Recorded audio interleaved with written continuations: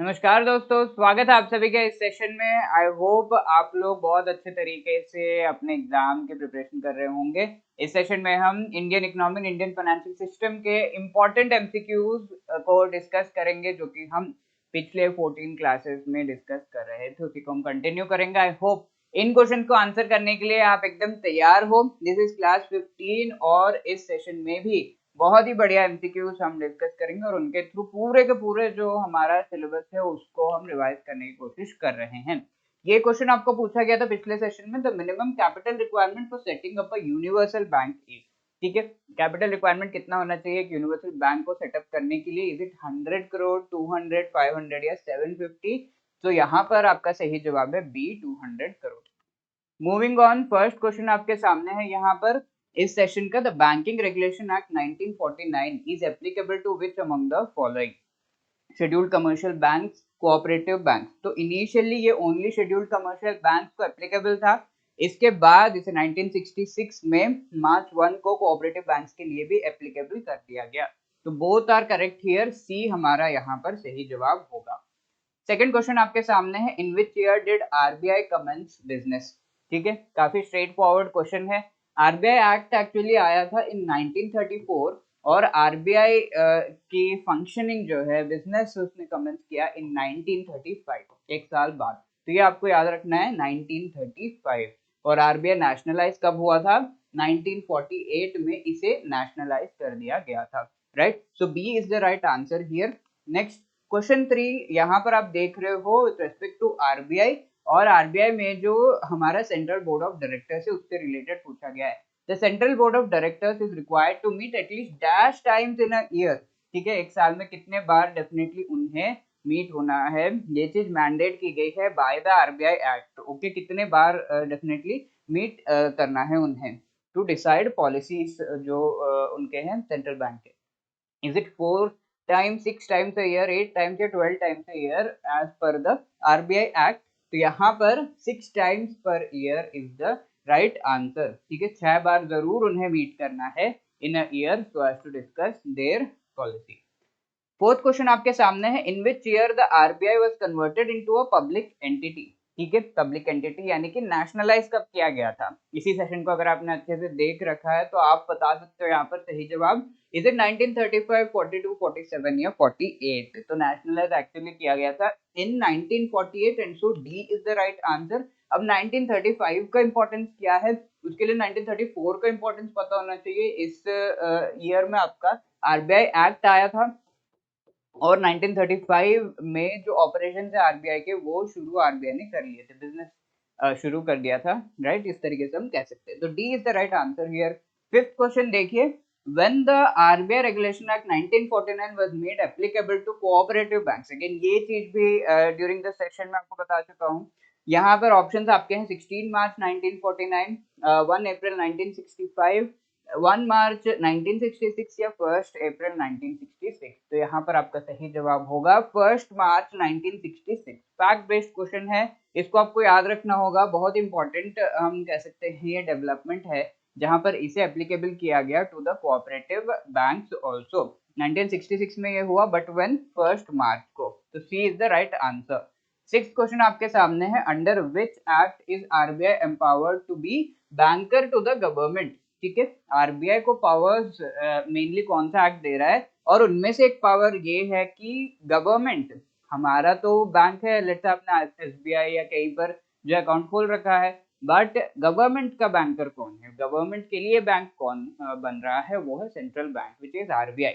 ये power RBI को किस एक्ट के तहत मिल रहा है? Is it RBI act, banking regulation act, negotiable instrument act या फिर पब्लिक डेट एक्ट? इनमें से कौन सा सही है? ऑब्वियसली बहुत ही सिंपल ये क्वेश्चन है, आंसर हमारा उससे भी सिंपल है। The correct answer is RBI act, isn't it? ठीक है, तो यहाँ पर सही जवाब होगा ए। सेवेंथ क्वेश्चन आपके सामने है दोस्तों, which among the following section of RBI act provides for legal tender character to currency notes? तो जो करेंसी नोट्स हैं, ये नोट क्या है एक्चुअली? एक कागज है, उस पर प्रिंटिंग हुई है, और ये कागज एक्चुअली जो प्रिंटेड है इस तरीके से, उस पर जो भी लीगली जो आइडेंटिफिकेशन के लिए चीजें की गई हैं वो सब अगर हैं, तो ये कागज एक्चुअली पैसा है।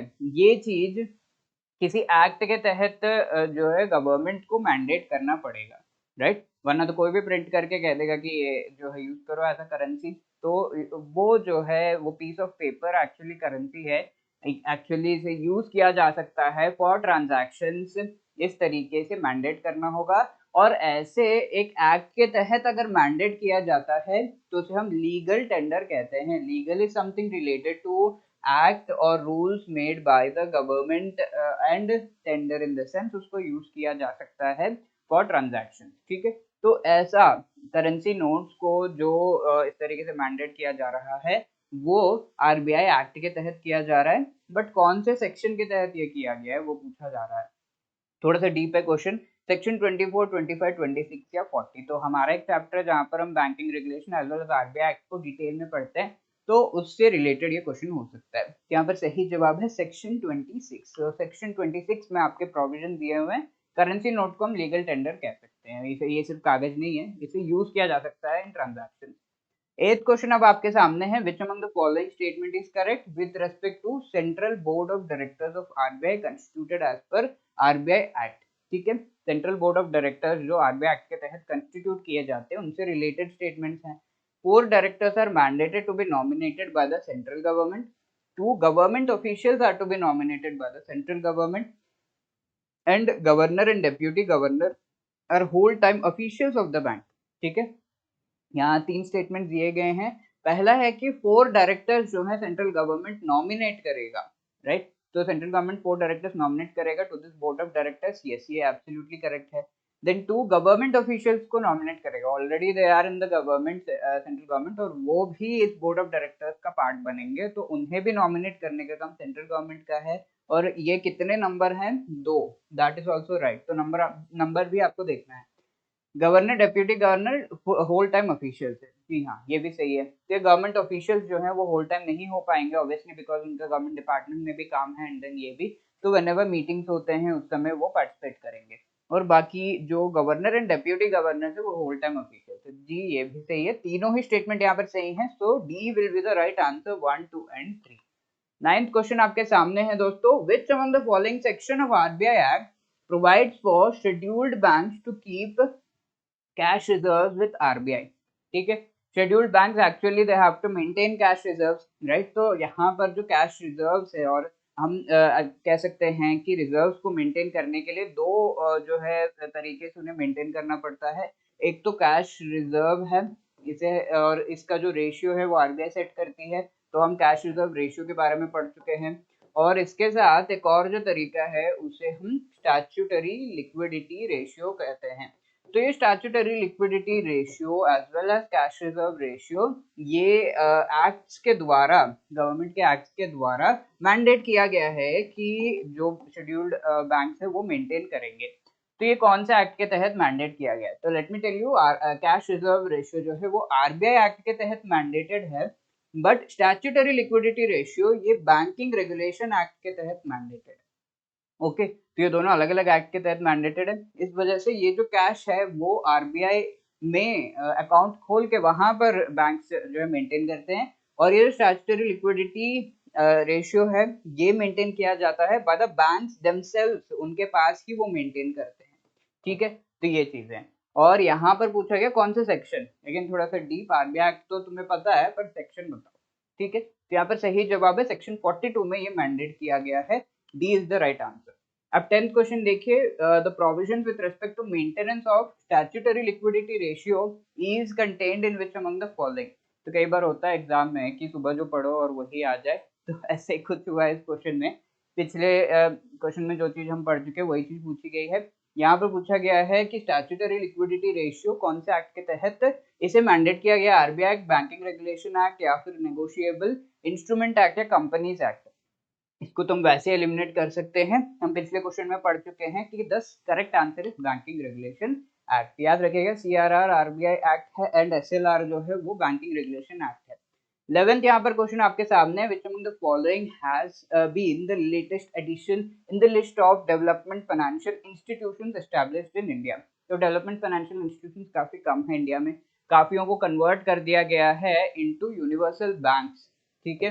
और ये जो यूनिवर्सल बैंक्स हैं एक एग्जांपल अगर हम लें तो आईसीआईसीआई बैंक पहले डेवलपमेंट फाइनेंशियल इंस्टीट्यूशन था, उसे यूनिवर्सल बैंक में कन्वर्ट कर दिया गया। तो इस तरीके से कुछ डेवलपमेंट फाइनेंशियल इंस्टीट्यूशंस अभी भी अवेलेबल हैं इंडिया में, और उनमें से लेटेस्ट एडिशन कौन सा है? एक्सिम बैंक है, जो एक्सपोर्ट इंपोर्ट बैंक है हमारा। Then national bank for financing infrastructure and development, जो कि नैबफिड है, ये है। या फिर it is industrial finance corporation of India या आईसीआईसीआई। ठीक है, तो IFCI actually the first development financial institution था जो एस्टेब्लिश किया गया था इंडिया में। अब यहाँ पर पूछा जा रहा है कि नैबफिड, सॉरी कौन सा लेटेस्ट एडिशन है, तो the correct answer is NaBFID. ठीक है, B is the right answer here, latest इसे जो है ऐड किया गया है, और this is a development financial institution. With the onset of liberalization, what structure was adopted by DFIs? DFIs क्या है? Development Financial Institution। अब इनके द्वारा कौन सा स्ट्रक्चर ऑप्ट किया गया था? कमर्शियल यूनिवर्सल मॉर्गेज बैंक या कोलेटरलाइज्ड बैंक। अभी अभी अगेन सेम थिंग हुआ, पिछले क्वेश्चन में हम डिस्कस कर चुके हैं कि जो डेवलपमेंट फाइनेंशियल इंस्टीट्यूशन हैं उन्हें यूनिवर्सल बैंक बना दिया गया था। वन एग्जाम्पल इज आईसीआईसीआई, और इस वजह से उन्होंने वो स्ट्रक्चर अडॉप्ट किया। B is the right answer here, confuse नहीं होना है कमर्शियल एंड यूनिवर्सल बैंक में, universal bank is the right answer. Next है, how much was the initial capital of IFCI? IFCI जब इन्होंने एस्टैब्लिश किया था पहली बार डेवलपमेंट फाइनेंशियल इंस्टीट्यूशन के रूप में, तो कितना उसका इनिशियल कैपिटल था? तो let me tell you, is it 10, 25, 50 और 100? So the correct answer here is 10 crore जो है इनिशियल कैपिटल लेकर ये जो है शुरुआत की गई थी डेवलपमेंट फाइनेंशियल इंस्टीट्यूशन की। तो development financial institutions mainly long term जो प्रोजेक्ट्स हैं उनमें इन्वेस्ट करते हैं, for example infrastructure, and that is why थोड़ा सा डिफिकल्ट हो जाता है, बैंक उसमें इन्वेस्ट नहीं करते हैं, रिलक्टेंट होते हैं, तो एक स्पेशल इंस्टीट्यूशन को एस्टैब्लिश किया जाता है। Which of these DFIs had a role of counseling NRIs for their investment in India? IFCI, IDBI, ICICI या Exim Bank NRIs को जो है काउंसिल करके इंडिया में इन्वेस्ट करे, ऐसा जो है रोल दिया गया था इनमें से एक डेवलपमेंट फाइनेंशियल इंस्टीट्यूशन को। तो the right answer here is C, ICICI जो बैंक है इसको ये रोल दिया गया था। एंड ये लास्ट क्वेश्चन आपके लिए होमवर्क है, which among the following is the fifth all India financial institution under RBI act? ठीक है, तो 5 अभी के डेट में 5 जो है ऑल इंडिया फाइनेंशियल इंस्टीट्यूशन बहुत इंपॉर्टेंट इंस्टीट्यूशन हैं ये, इस वजह से इन्हें ये जो है दिया जाता है आरबीआई एक्ट के तहत, ये मैंडेटेड है, और भी बहुत सारी चीजें इससे जुड़ी हुई हैं। तो लेटेस्ट फिफ्थ जो एडिशन है in the all India financial institution वो कौन सा है? नाबफिड है, is it Exim bank, NABARD या एनएचबी? ठीक है, इनमें से कौन सा सही जवाब है वो आपको बताना है, राइट। आई होप आप लोग इस क्वेश्चन को आंसर करोगे in the comment section. If you have any queries आप 8146207241 पर कॉल कर सकते हो, and you can talk to us, अपने प्रिपरेशन से रिलेटेड क्वेरीज को रिजॉल्व करवा सकते हो आप, या फिर hello@edutech.co.in पर मेल भी कर सकते हो। इन सेशन से रिलेटेड फीडबैक भी आप दे सकते हो यहाँ पर, और साथ में अपनी क्वेरीज भी पूछ सकते हो। आई होप आप लोग अच्छे से तैयारी कर रहे हो। All the best, keep your confidence high. जय हिंद।